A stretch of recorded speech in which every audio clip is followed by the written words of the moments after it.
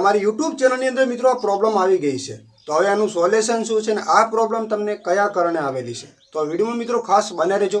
ચેનલની અંદર જે લોકો નવા છે તો આપણી મિત્રો ચેનલને સબસ્ક્રાઇબ કરી લેજો કારણ કે આપણી ચેનલની અંદર છે ને આપણા દરેક ગુજરાતી લોકોને ખબર પડે ને એવી દરેક માહિતીના વિડીયો તમને છે ને ગુજરાતીમાં મળી રહેશે મિત્રો।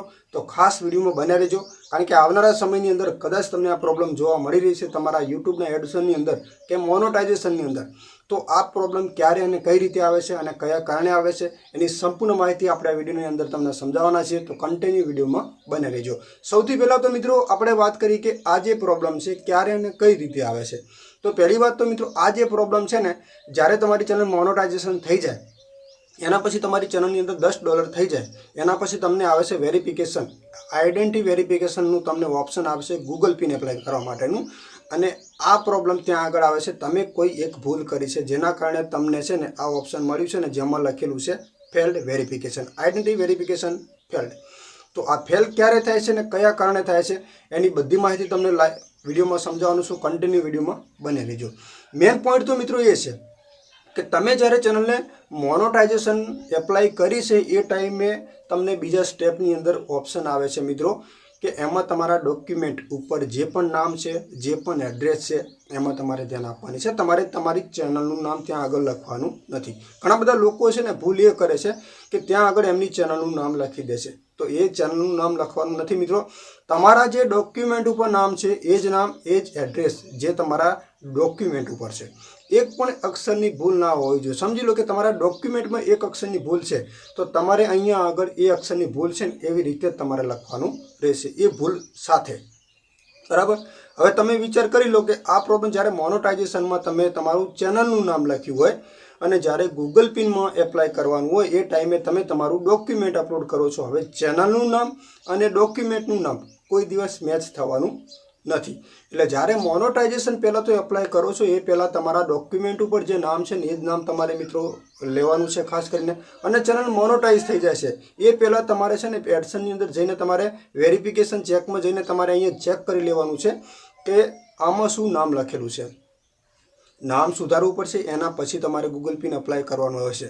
હવે તમારા નામની અંદર મિત્રો પ્રોબ્લેમ હોય અને તમે પાન કાર્ડથી એપ્લાય કર્યું છે તો તમારું પાન કાર્ડની સાથે મિત્રો એ ડાયરેક્ટલી ફેલ જ થવાનું છે કારણ કે તમારું પાન કાર્ડ અને જે તમારું અંદર પહેલે તમે મોનેટાઇઝેશનના સમય જે નામ લખ્યું છે એ બંનેને મેચ થતું જ ના હોય।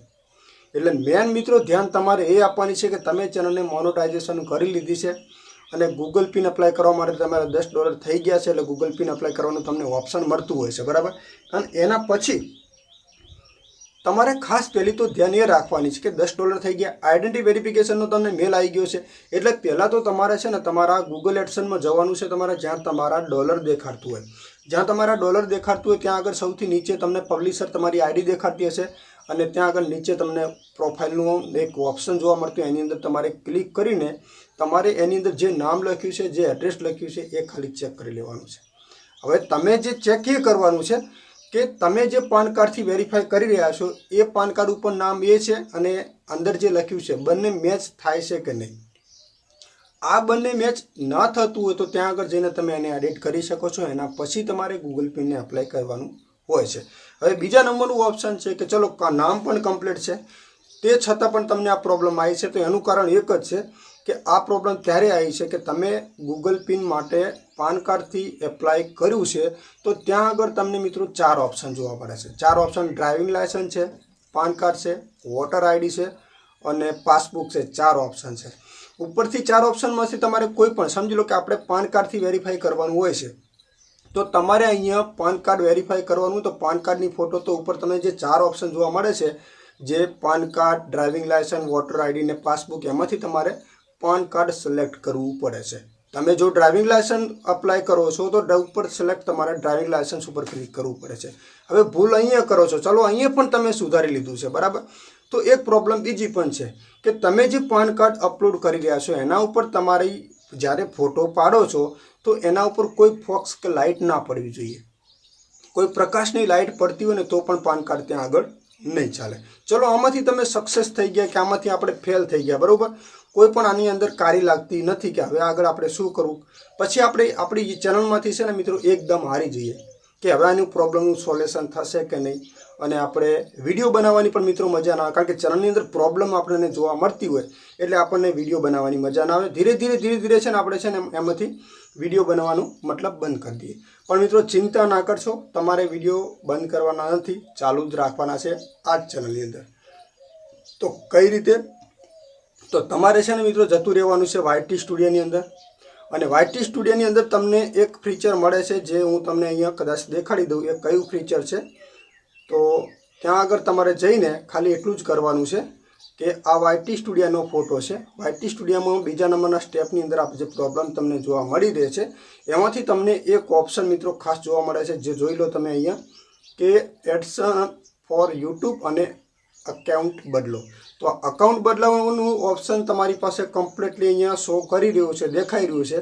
તો એના ઉપર ક્લિક કરીને એક તમે નવા જીમેલ અકાઉન્ટની અંદર તમે તમારું એડસન અકાઉન્ટ બનાવી શકો છો. એટલે તમારી યુટ્યુબ ચેનલ ફરીવાર કમ્પ્લીટ જેવી રીતે ચાલુ હતી ને એવી રીતે ફરીવાર ચાલુ થઈ જશે. અને એ જો એડસનની અંદર તમને ફરીવાર તમને ગૂગલ પીને એપ્લાય કરવાનું ઓપ્શન મળશે.